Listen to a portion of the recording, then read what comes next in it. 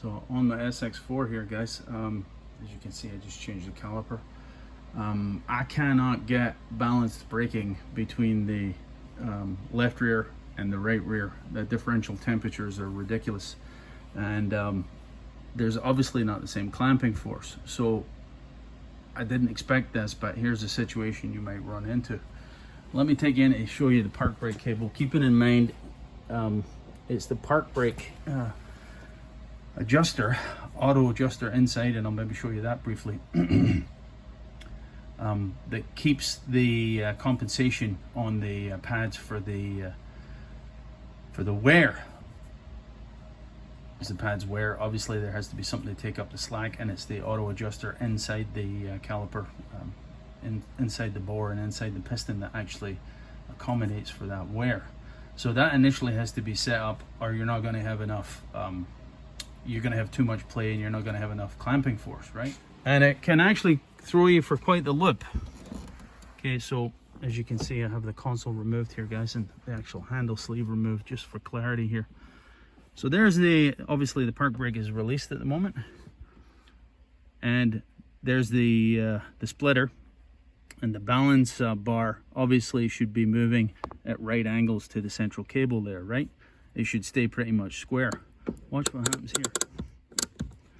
Can you see the extreme tilt on there? Now, some tilt is fine, that's normal. You know, you're not going to have perfectly symmetrical cables, but this is pretty extreme.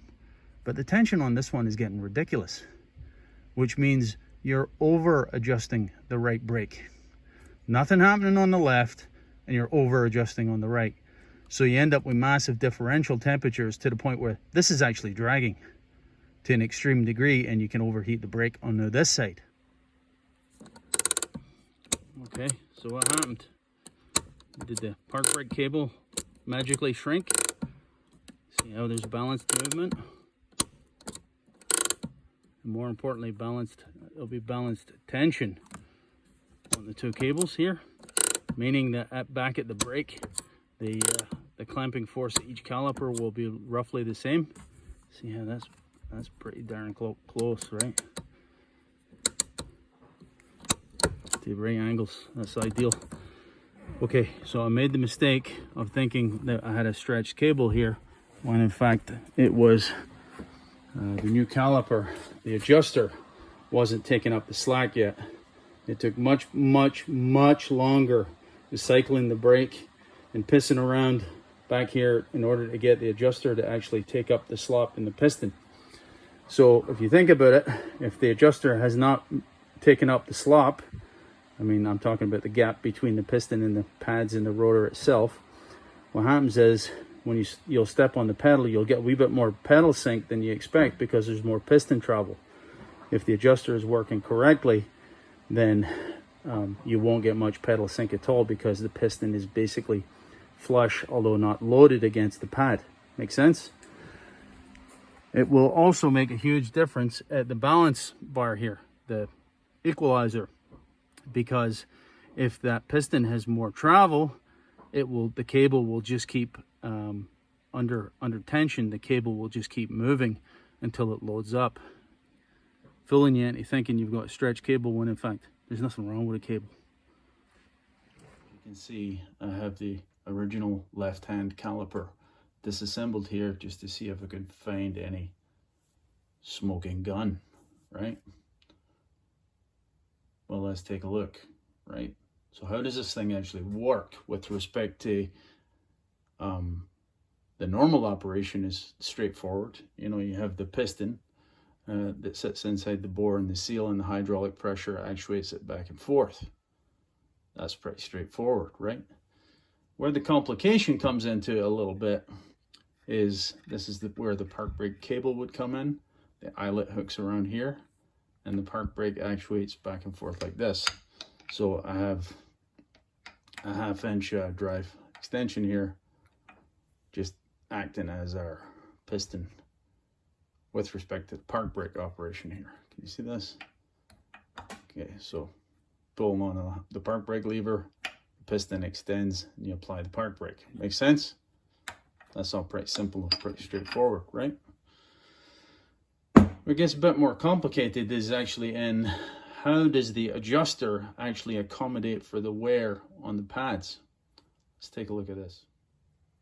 So there's a couple of snap rings here, guys, I've just removed because they retain all the gubbins inside the bore, basically, right? So you can see this squared nut here keys into the back of the piston here, right? And so long as everything is kept under relative compression here, that is to say that this is squeezed tight by a force, what force would that be? That would be the piston actually hitting the pad. So this would always be under some compression, if you will, right? The spring is under pressure. So what happens when there's a bit of wear in the pad? When the pad starts to wear a little bit, this would no longer be in compression in the bore. And what happens is this wants to start to spin relative to the nut here. And you can see actually what we're doing is growing in length essentially. And that's what actually pushes the piston, keeps it in relative contact with the pad, regardless of the pad wear, right? So I'm thinking, well, you know, what happened here? Like, took everything apart, you know, inspecting everything, looks pretty decent, you know, I don't see any real issue. I thought, is there an issue with a screw? It's a very coarse thread here, you know, but the nut all fits on there nice. I don't see any potentially jam there, you know. What is the issue here? And then it got me realize this is a little thrust bearing here. You see this? Let me take it off if I can.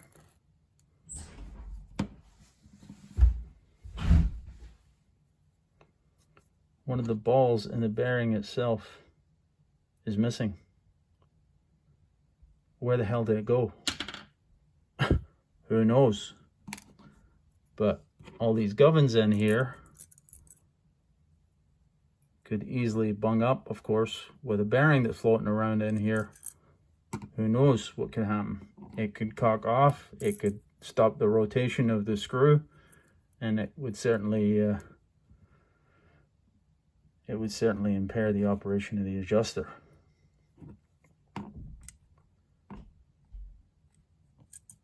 Could it be that simple?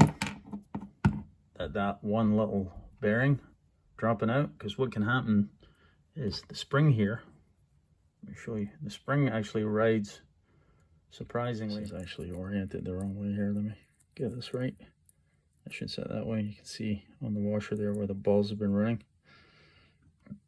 So with that ball actually missing, the spring actually runs on the thrust bearing there. With that ball actually missing, the spring could actually wedge itself onto the ball and, you know, essentially jam the rotation, undermining the whole point to this assembly, right? And the thrust washer is there in the first place to keep the load on this thing to a minimum, because the way an Acme screw works is, I'm sure some of you guys will know, as soon as it's loaded up, you know, this whole thing is basically unified. As soon as I take the load off of it, it's free to rotate. Again, when I try and compress the two together, the whole thing wants to rotate as a unit, and then release that compression. It's free to rotate, and then I'll adjust the length accordingly. That's the whole beauty of this style of thread. It's basically for that no backdrive purpose, right?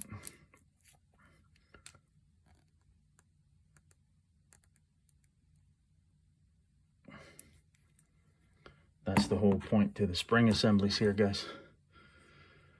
Keeping the right amount of pressure on the nut and screw in order to keep the automatic operation in check.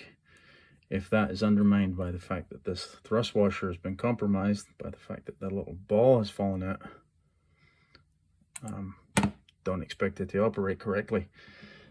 I was very, very puzzled on how come the piston wanted to jam whether it be the park brake operation, or if you took the park brake out of it and just operated it hydraulically with your foot pedal, of course, it still wanted to jam on occasion. Well, the whole thing is being actuated in conjunction with this adjuster. If this is over adjusted itself because of the failure, this piston is going to be too far out, and it is just going to want to jam up the wheel. Too much clamping force on the wheel in the released position.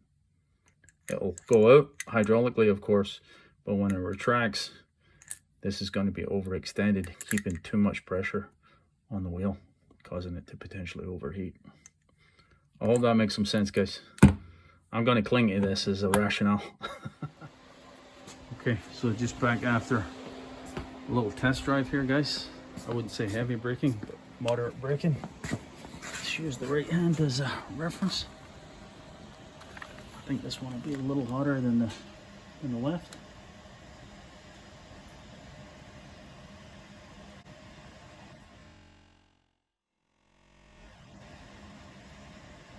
-30 degrees. It's about -5 outside, I would say. Not much. As I said, it was just went to the coffee shop back. Let's see what this one's got.